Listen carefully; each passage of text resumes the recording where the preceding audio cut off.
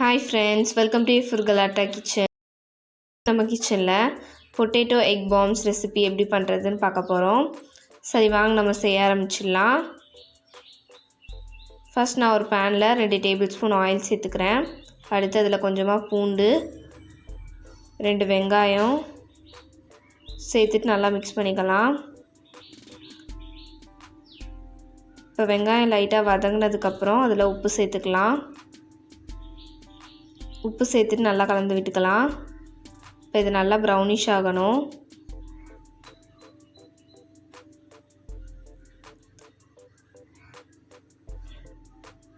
இப்போ பார்த்திங்கன்னா ப்ரௌனிஷாக இருக்குது. இதில் ஒரு டேபிள் ஸ்பூன் இஞ்சி பூண்டு பேஸ்ட் சேர்த்து நல்லா மிக்ஸ் பண்ணிக்கலாம். இப்போ இதில் ஒரு தக்காளி சேர்த்துட்டு இதில் நல்லா வேக விட்டுக்கலாம். இப்போ எல்லாம் வெந்துருச்சு. இதில் 4 உருளைக்கிழங்க அவிச்சு மசிச்சு வச்சுருக்கேன், அதை சேர்த்துக்கலாம். உருளைக்கிழங்கு சேர்த்துட்டு எல்லாத்தையும் சேர்த்து ஒன்றா கலந்து விட்டுக்கலாம். 2 டேபிள் ஸ்பூன் மிளகாத்தூள், 1 டேபிள் ஸ்பூன் கரம் மசாலா, 1 சிட்டிகை மஞ்சத்தூள், 1 டேபிள் ஸ்பூன் உப்பு, 1/2 டேபிள் ஸ்பூன் ஜீரகத்தூள், 1 டேபிள் ஸ்பூன் பெப்பர் பவுடர் எல்லாம் சேர்த்துட்டு நல்லா கலந்து விட்டுக்கலாம். இது ஒரு 5 மினிட்ஸ் குக் பண்ணதுக்கப்புறம் இது ரெடி ஆகிடுச்சு. கடைசியாக இதில் கொத்தமல்லி இலை தூவி ஸ்டவ் ஆஃப் பண்ணி இறக்கிடலாம்.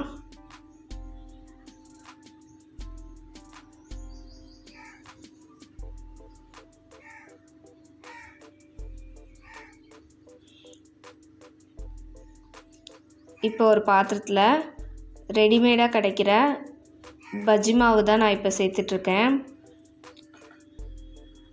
இதில் கொஞ்சமாக தண்ணி சேர்த்து நல்லா மிக்ஸ் பண்ணிக்கலாம்.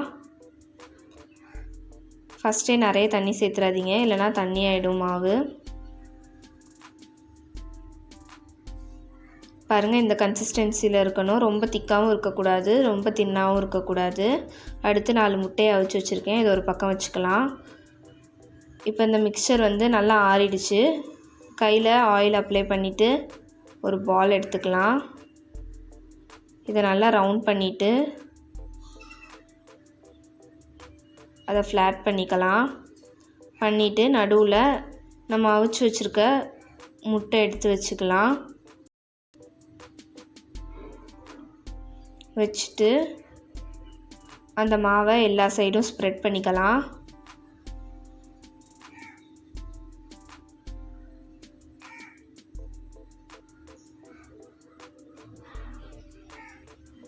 பார்த்திங்கன்னா ரெடி ஆகிடுச்சு. இதே மாதிரி எல்லாத்தையும் ரெடி பண்ணிக்கலாம். ரெடி ஆகிடுச்சு.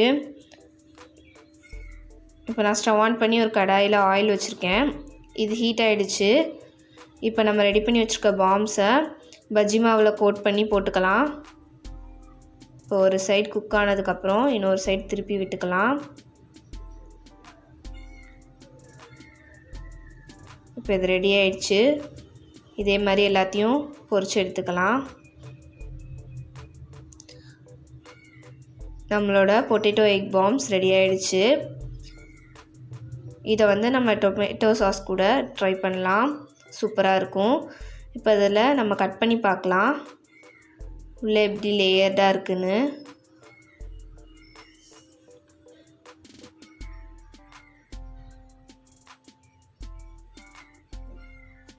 பாருங்கள், பார்க்கவே ரொம்ப சூப்பராக இருக்குது.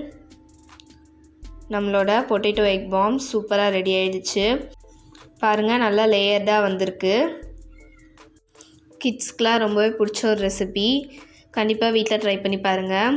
உங்களுக்கு இந்த வீடியோ பிடிச்சிருந்துச்சுன்னா மறக்காமல் லைக் பண்ணுங்கள், ஷேர் பண்ணுங்கள், சேனலை சப்ஸ்கிரைப் பண்ணுங்கள். அடுத்து ஒரு சூப்பரான ரெசிபியோடு உங்களை மீட் பண்ணுறேன். பாய் பாய்.